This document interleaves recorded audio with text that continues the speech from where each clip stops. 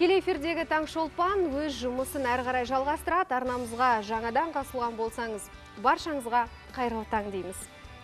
Біз армандарды ақиқатқа айналдырдық.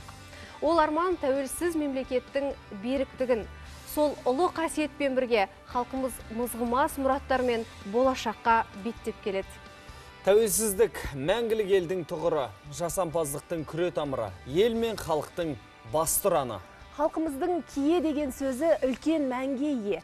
Түпкі мәні мен астарында біте қайнасып кеткен күллі қасиеті жатыр. Сондықтан да киелі тәуелсіздік ұғымына, оның құнына жетер еш нәрсе жоқ. Оны бүгінгі жастар тереңіне үңіліп, жете түсінуі қажет. Әріптестер, жастар демекші, осы мерекеге орай қостанайлықтар арнайы қосылым жасап, тәуелсіздік жылдарындағы өңір экономикасының дамуы туралы баяндап бермек. Қазір бізге хабарлап жатыр. Сол өңірдегі тілшіміз Әлихан Асқарұлы байланыста екен. Ендеше сөз тізгінін берейік. Әлихан. Рахмет, студия. Бұл Қостанайдағы егіс алқаптарының бірі.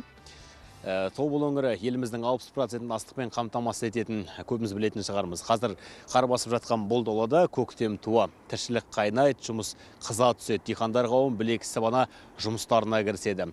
Мақсат ортақ Қазақстанның әлеуметтік экономикалық дамуына қарқын қосу.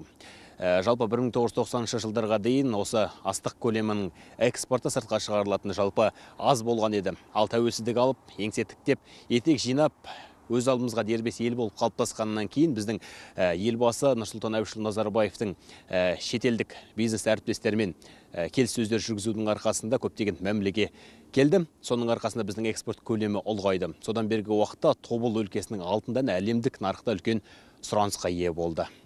Біздің Қостанай облысымыздан жалпы 24 мемлекетке астығымызды экспорттаймыз.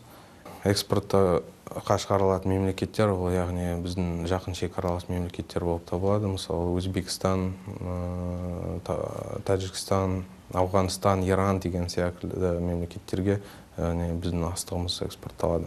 Осы айтып отырған нәтижелер, ол ең бастысы осы біздің республикамыздың тәуелсіздігі алған нәтижесі, және де біздің елбасымыздың басқа да мемлекеттермен жақсы қарым-қатынаста болып, яғни біздің облысымыздың тауарларын, ауыл шаруашылық тауарларын экспорттауға мүмкіндік берді деп айтуға болады. Сондай-ақ тәуелсіздік жылдары Қостанай облысы рекордтық көрсеткіште астық жинады. 1999 жылы 2,5 миллион гектар алқапқа дән сіңіріліп, гектарына 15 центнерден өнім алды.